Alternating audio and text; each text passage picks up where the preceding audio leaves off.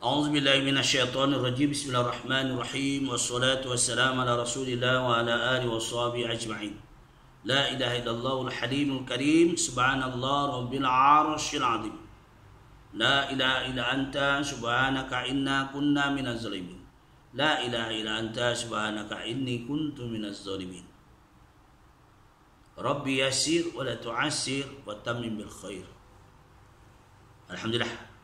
Pagi ini kita dah masuk 8 Zulhijjah 1441 Hijriah bersamaan dengan 29 Julai 2020. Hari ini ramailah sudah orang berangkat balik ke kampung ya.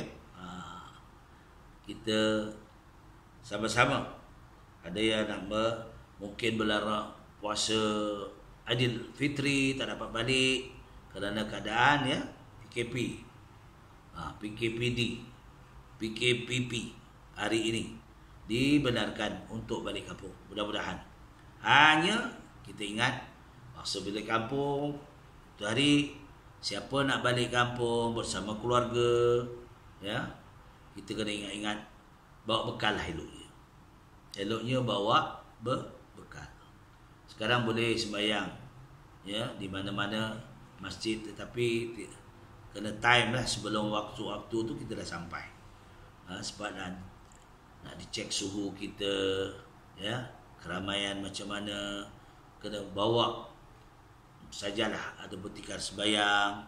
Itu yang diarahkan ya. Jadi kita ready lah dengan tikar sembahyang. Tikar sembahyang kita bawa ya.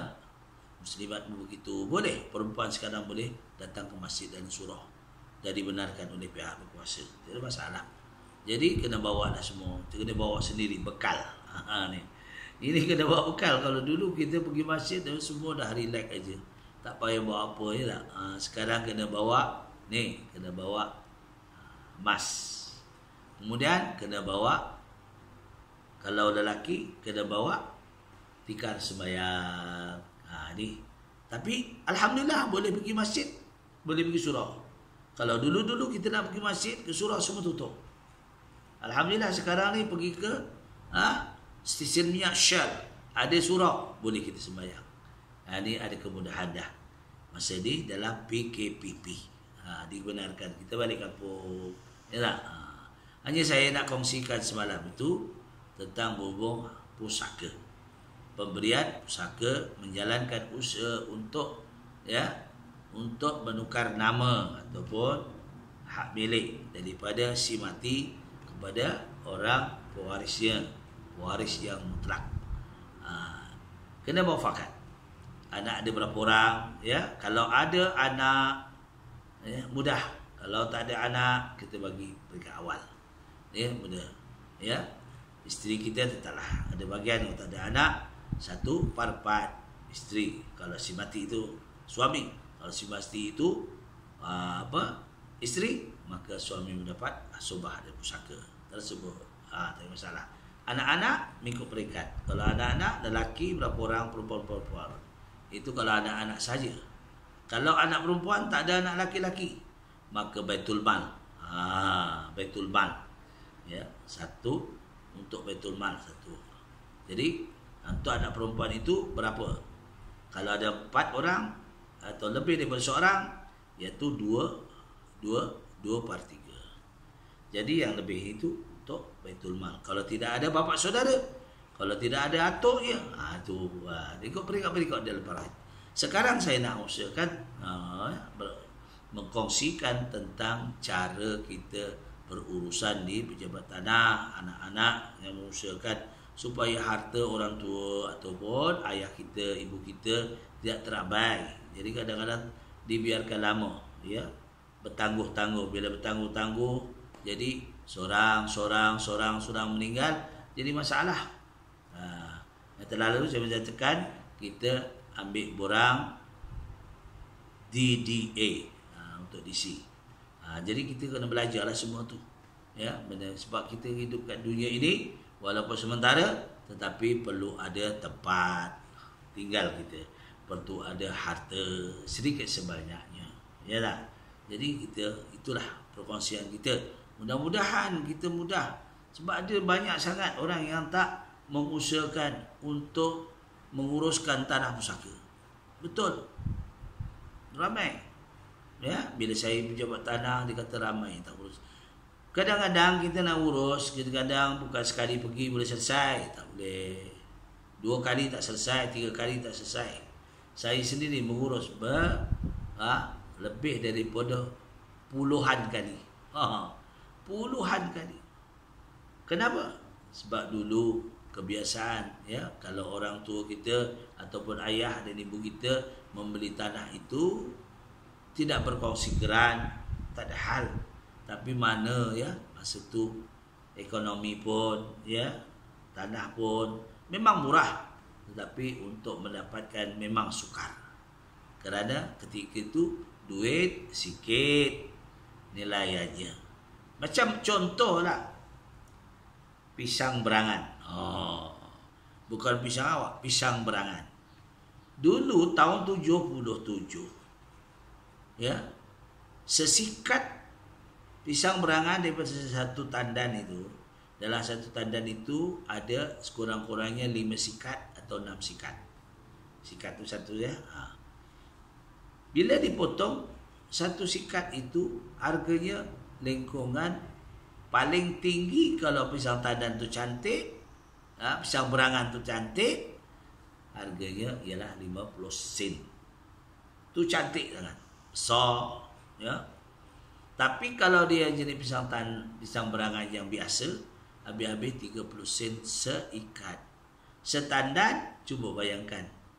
Kalaulah 30 sen, 50 sen seikat, kalau ada 5 sikat daripada satu tandan, berapa? Kiralah sendiri. Tetapi hari ini tidak. Satu sikat itu pun bukan setandan, satu sikat pun tak kurang harganya RM5, RM6. Kan beza 50 sen, RM5. Tu. Sebab itu dulu senang dicari makanan, bertanam senang, tapi untuk mencari keuangan duit itu payah. Ni. Yang istimewa sekarang, kalau kita tanam pun tak berapa nak jadi dah sekarang. Ya. Di kawasan Selangor, kawasan Perak sekarang ni, ya, tanah tu menjadi macam mana, pokok itu menjadi sakit. Lama. Ya, hari ini pun kita tanam, tengok pokok jadi sakit. Dia jadi pisang itu berbiji. Pisang tu ada biji. Ni. Dan tengoklah tempat-tempat, ya. Kadang-kadang itu kena sabar. Kalau dulu memang alhamdulillah, apa sebab wallahu alam. Ya, apa sebab wallahu alam. Ini yang berlaku. Jadi kita ni untuk orang, sebab itu di zaman dulu untuk membeli tanah ini memang sukar. Keuangannya sukar. Harganya rendah. Sekarang ini keuangannya banyak tapi harganya sangat tinggi. Ya, sangat tinggi. Itu keperluan kita hari-hari. Ya, kalau di Kuala Lumpur ini jangan. Kalau kita beli apartment saja berapa harganya? 1 unit. Cuba bayangkan. Tuan-tuan yang tahulah duduk di Kuala Lumpur. Ya tak? Yang kalau di perkampungan pun sekarang dibuat taman-taman. Dulu orang kampung dia beli tanah buat rumah. Sekarang ini beli rumah di dalam taman. Dah siap dia beli. Sebab keadaan demi keadaan. Tanah, ya, dibagi-bagi sekarang. Jadi siapa ada modal dia buat, ataupun kita beli dari pemaju.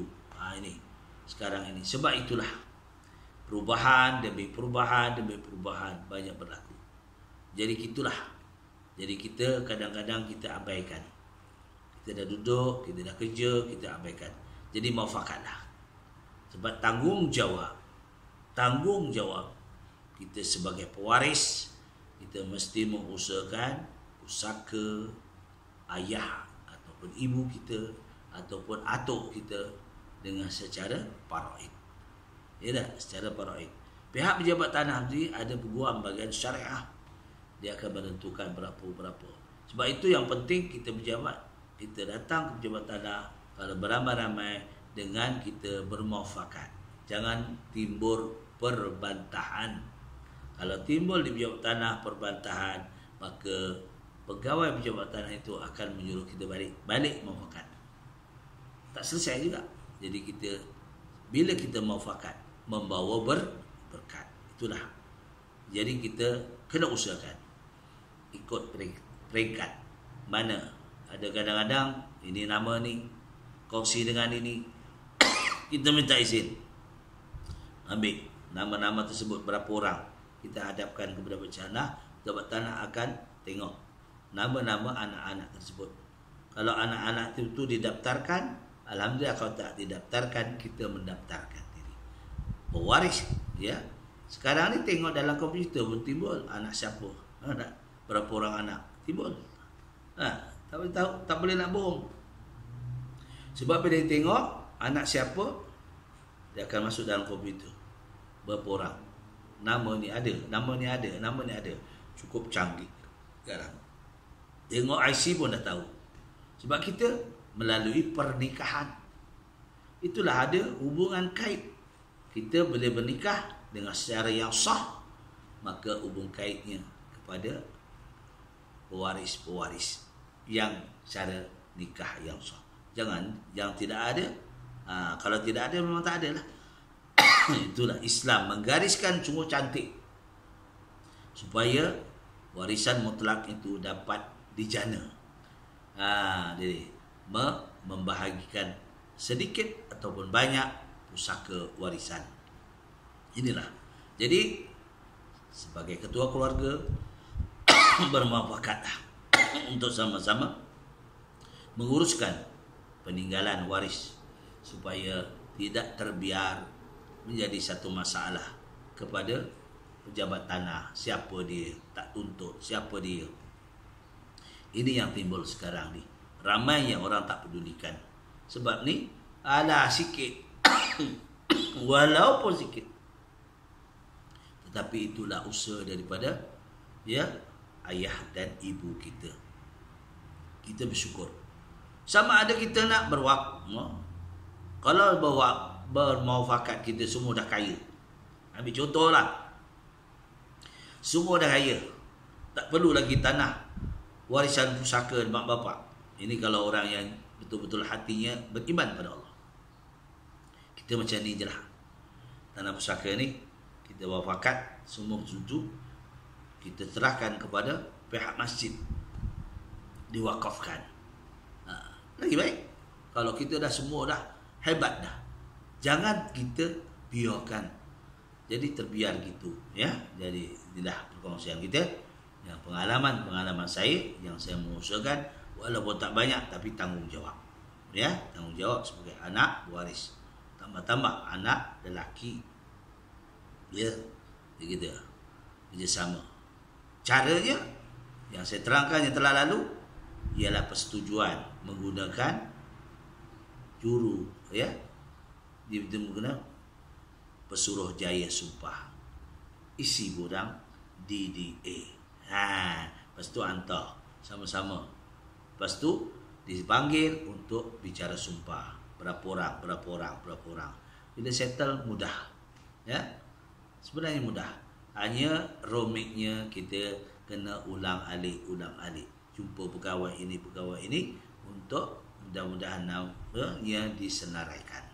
Jadi setakat itulah perkongsian pada hari ini. Mudah-mudahan esok cerita lain lagi. Aku li qouli hadza astaghfirullahalazim wa lakum wa billahi taufiq wal hidayah. Wassalamualaikum warahmatullahi wabarakatuh.